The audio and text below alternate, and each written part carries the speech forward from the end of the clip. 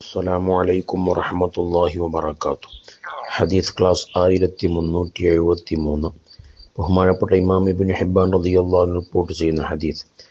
ആയിഷ റളിയല്ലാഹു അൻഹ ഖാലത്ത്, ആയിഷ റളിയല്ലാഹു അൻഹ തൊട്ട് നിവേദനം അവിടുന്ന് പറഞ്ഞു, ഖാല റസൂലുള്ളാഹി സ്വല്ലല്ലാഹു അലൈഹി വസല്ലം, ഹബീബ് സ്വല്ലല്ലാഹു അലൈഹി വസല്ലം തങ്ങൾ പറഞ്ഞിരിക്കുന്നു, ഇദാ അസ്വാബ അഹദകും ഗമ്മുൻ ഔ കർബുൻ, നിങ്ങൾ ആർക്കെങ്കിലും വല്ല മാനസിക ടെൻഷനോ മാനസികമായ പ്രയാസങ്ങളോ നേരിട്ട് കഴിഞ്ഞാൽ, ഫൽയഖുൽ, അവൻ പറഞ്ഞുകൊള്ളട്ടെ, അല്ലാഹ് അല്ലാഹു റബ്ബി ലാ ഉശ്രികു ബിഹി ഷൈആ, അല്ലാഹു അല്ലാഹു റബ്ബി ലാ ഉശ്രികു ബിഹി ഷൈആ.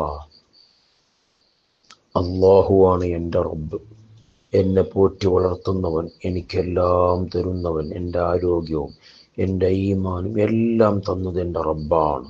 ലാ ഉശ്രികു ബിഹി ഷൈആ, അവനോട് ഒന്നും തന്നെ ഞാൻ പങ്കു ചേർക്കുകയില്ല. അവൻ്റെ കമാലിയത്തിലോ ജലാലിയത്തിലോ അവൻ്റെ ഇബാദത്തിലോ ഒന്നും തന്നെ ഞാൻ പങ്കു ചേർക്കുകയില്ല.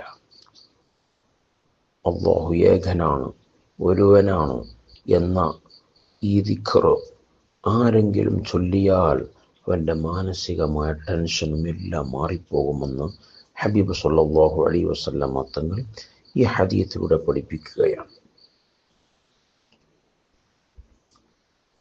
അപ്പോൾ ടെൻഷൻ ചിലപ്പോൾ ചില കാരണങ്ങൾ കൊണ്ട് ടെൻഷൻ ഉള്ളവരുണ്ടാകും, കാരണം എന്തെന്നറിയാത്ത ടെൻഷൻ ഉണ്ടാകും. എന്നാൽ ഹമ്മും തമ്മിലുള്ള വ്യത്യാസം രണ്ട് നിലക്കും ഉണ്ടാവാം. ചില കാരണങ്ങളെ കൊണ്ട് ടെൻഷൻ ഉണ്ടാവും. കാരണം എന്താണെന്ന് അറിയാം, വെറുതെ മനസ്സിന് ടെൻഷൻ ഉണ്ടാവാം. പലപ്പോഴും സ്ത്രീകളൊക്കെ പറയാറുണ്ട്, വെറുതെ ടെൻഷനാവും, എന്താണ് കാരണം എന്നറിയില്ല. അവരൊക്കെ ഈ ദിക്ർ ചൊല്ലട്ടെ. അല്ലാഹുവിൽ തവക്കുലാക്കി കൊണ്ടുള്ള ദിക്റാണ്.